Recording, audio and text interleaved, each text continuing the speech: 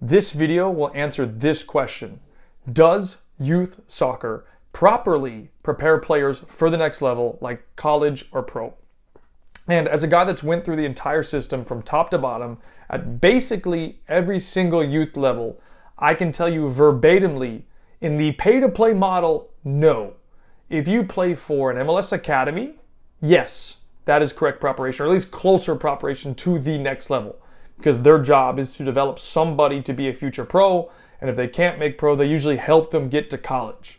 Now, here's why I'm saying that, and I kind of drew this up in a way of planets, right? So we have youth soccer on planet Earth, and this is going to be kind of funny to you, but I want to give you that reference. I think it'll help with people understanding. So again, youth soccer is on planet Earth. We have planet Earth. We live on this. Now, collegiate soccer at a good level is the next planet over, Mars. So if we had to put planet Earth here, it's now Mars here. Hundreds of thousands of miles away, whatever the actual timeline is, it's separated big time. Big separate. So, and I'm going to tell you why. And then if we look at pro, so you have to go from now youth soccer to pro, the gap is 10x. We're talking about Earth compared to Pluto. And I know that sounds kind of hard to understand and hear, but here's why I'm saying that. Because it just does not do anything to develop you for the next level. And like a good way to explain this to you is like when I was a kid, I had people telling me, hey Kyle, you have the potential to be a pro. We think you can make it. You know, that immediately filled my head with these ideas that like, whoa, I'm going to be a pro. Whoa, I'm going to be a pro. So like, I think that's one of the worst things you can do is tell a kid, hey, you're going to, you have the potential to be a pro, or like you will be a pro, because like then the kid goes, oh, I don't have to work hard. Like that actually happened to me. I went through that. I don't recommend that at any cost. Now, the other thing is because of that, I felt like I had this like God-given right that I deserved to go be a professional.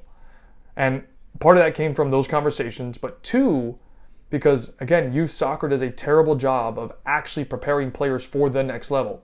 You have basically guaranteed playing time in pay-to-play at every single level.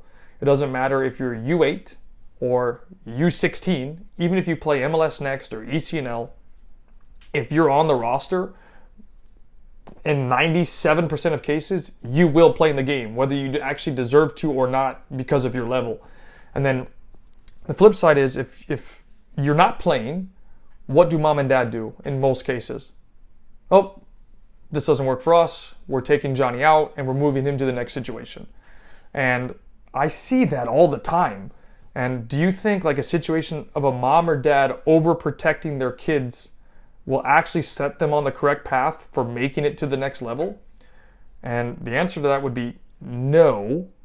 And here's where I'm going with that, because like at the next level, what people seem to like misunderstand, whether it's college or professional, the coaches have a job. And side note to that, they have a family, they have a mortgage, they have bills, they have a car, they have everything they need to pay for. So like at that level, they care less about your feelings and more about who can get me a result on the field. It's business. Can you perform to get the coach a result? Because if he doesn't get results, can you guess what's going to happen to him? I bet you can. He's going to get fired. He's going to be fired tomorrow. So they need to put out their best players to win. And if you don't fit that, you're not playing. They don't care. They don't care about your feelings. Like I know that from experience. I went through it.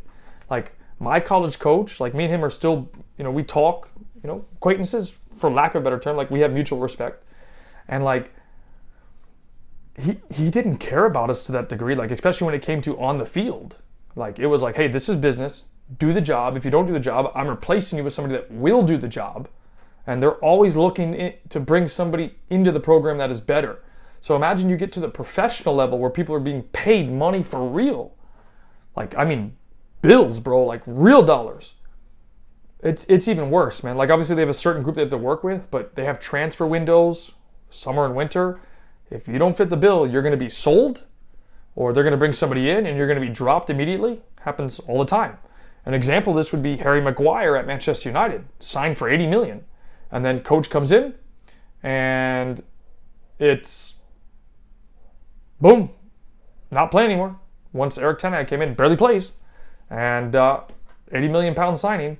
So just to make sure that that's very clear, because people think that they have a God-given right, and I did. I felt like I had a God-given right to make it, and it was only going through what I've gone through to understand that I didn't have a God-given right. And I'm going to tell you all about that in my next video, where I break down my time playing semi-professionally Division 4 in France. And this will be a complete shock to you. And it was, at the time, it was a complete shock to me. And I was like, whoa. And youth soccer failed to properly develop me for this level. Even college, by the way, did not prepare me for this level. I think college did a better job, but I was shocked when I got to France and learned about my conditions. And this was a first world country, not a second or a third. And I'll talk about that in this video here. See you there.